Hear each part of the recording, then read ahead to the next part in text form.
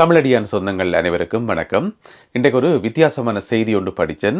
அதாவது சுவிஸில் இருக்கிற ஒரு நபர், அவருக்கு 52 வயது, யாழ்ப்பாணத்தில் இருக்கிற ஒரு பெண்ணோட அவாக்கு 25 வயசு, ரெண்டு பேரும் கதைச்சு பேசி ரெண்டு பேருக்கும் இடையில ஒரு தொடர்பு கொண்டு இவர் என்ன செய்யிருக்காருன்னு சொன்னால் காசு அனுப்பியிருக்கார். கொஞ்சம் நெஞ்ச காசு இல்லை, 47 லட்சம் ரூபா அனுப்பியிருக்கார். 47 லட்சம் ரூபா அனுப்பினா பிறகு அவா கொஞ்சம் கொஞ்சமாக கதைக்கிறத குறைச்சி கொண்டு வர ஆரம்பிச்சுக்கிறா. அதுக்கு பிறகு இவருக்கு ஒரு சந்தேகம் இவர் யாழ்ப்பாணம் போயிருக்கிறார். அதுக்கு பிறகு என்ன நடந்ததுன்றதை பற்றி தான் இன்றைய பதிவில் பார்க்க போகிறோம். இன்றைக்கு அரசியலில் பரபரப்பான விஷயங்கள் ஒன்றுமே இல்லை. எனவே அரசியலை தூக்கி ஒரு ஓரமாக வச்சு போட்டு இன்றைக்கு இந்த சமூகம் சார்ந்த இந்த பிரச்சனையை பற்றி இன்றைய காணொலியில் பார்ப்போம். வாங்கோ காணொலிக்குள் போவோம். என்ன நடந்திருக்குன்னு சொன்னால், இந்த செய்தி லங்காஸ்ரீயில் வந்திருக்குது. லங்காஸ்ரீக்கு நன்றி. என்னென்னா, அந்த சுவிஸில் இருக்கிற 52 வயதுடைய நபர் டிக்டாக்ல பார்த்துருக்கிறார் அந்த யாழ்ப்பாணத்து பெண்ணை. டிக்டாக்ல வீடியோக்கள் ஃபோட்டோக்கள் எல்லாத்தையும் பார்த்து அதில் தொடர்பு ஏற்படுத்தி பழக்கம் ஏற்படுத்தி பிறகு கொஞ்சம் கொஞ்சமாக கதைச்சி சட் பண்ணி அவாக்கு காசு அனுப்பியிருக்கார். 47 லட்சம் ரூபா அனுப்பியிருக்கார். அவள் நிறைய தேவைகள், அந்த பிரச்சனை இந்த பிரச்சனைன்னு சொல்லி கதைச்சி பேசி காசெல்லாம் வாங்கினா பிறகு கொஞ்சம் கொஞ்சமாக கதைக்கிறத குறைச்சி கொண்டு வர ஆரம்பித்தோடனே இவருக்கு ஒரு சந்தேகம் வந்துட்டுது. இவர் டிக்கெட்டை போட்டு யாழ்ப்பாணம் போயிருக்கிறார். அங்கே போயிட்டு பொலிசில் முறைப்பாடு செய்து போட்டு குறிப்பிட்ட அந்த 25 வயதுடைய பெண்ணை கூப்பிட்டு விசாரித்து பார்த்தா அந்த பெண்ணுக்கும் இவருக்கும் இந்த டிக்டாக்குக்கும் இந்த சட்டிங்குக்கும் ஒரு சம்பந்தமும் இல்லையா.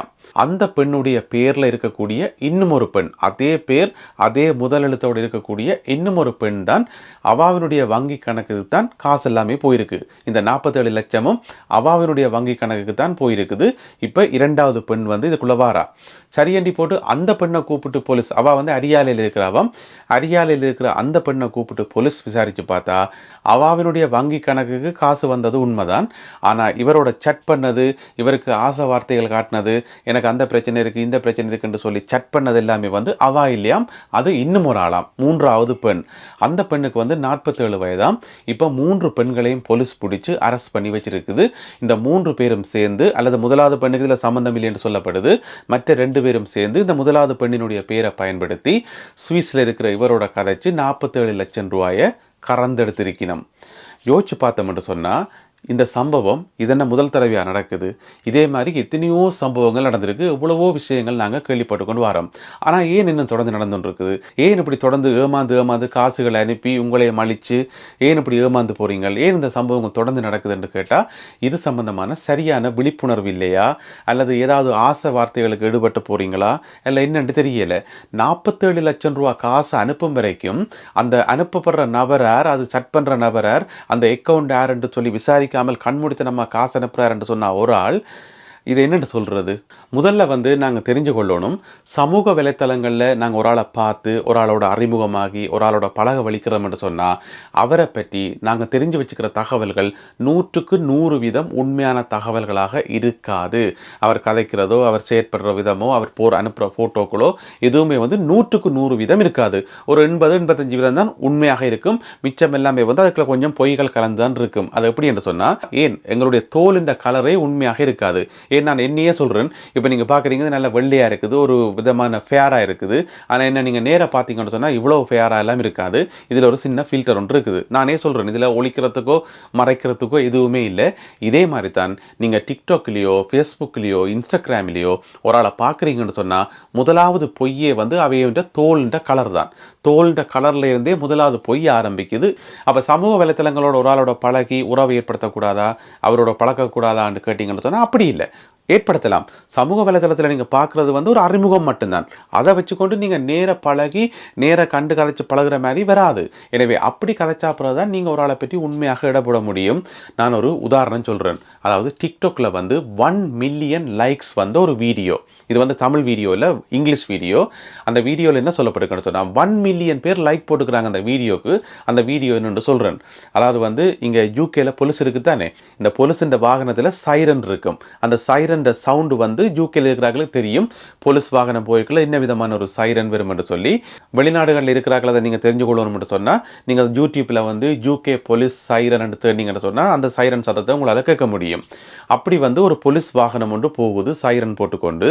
இவர் என்ன செய்யறாருன்னு சொன்னால் அந்த வீடியோ போட்டவர் அந்த வீடியோவை எடுத்து அந்த ஆடியோவை கட் பண்ணி போட்டு அந்த சவுண்டை கட் பண்ணி போட்டு அதுக்கு வேறு விதமான ஒரு சைரனை போட்டு ஒரு டப்பாங்குத்து பாட்டு மாதிரியான ஒரு சைரனை போட்டுட்டு யூகே போலீஸ் வந்து இப்போ புதுவிதமான ஒரு சைரனை அறிமுகப்படுத்தி இருக்குது. இதுதான் இப்போ யூகேல வந்து ட்ரெண்டிங்காக இருக்குன்னு சொல்லி ஒரு வீடியோ போட்டு விட்டார். அதை நம்பி உலகம் முழுக்க இருந்து 1 மில்லியன் பேர் அதுக்கு லைக் போட்டு வச்சிருக்கணும். 1 மில்லியன் லைக்ஸ். அப்போ அந்த 1 மில்லியன் பேருமே வந்து அந்த ஒரு சின்ன வீடியோவில் வந்து ஏமாந்து போயிருக்கணும். இதுதான் உண்மை. எனவே இப்படியான சமூக வலைத்தளத்தை நம்பி அதில் வர விஷயங்களை நம்பி அதில் வர ஆக்களை நம்பி 47 லட்சம் ரூபாயை ஒரு ஆள் அனுப்புறாரு என்று சொன்னால் இது என்னென்னு சொல்றது? நீங்கள் தான் உங்களுடைய கருத்தை சொல்லணும். இதுக்கு என்ன சொல்றேன்னு எனக்கே தெரியல.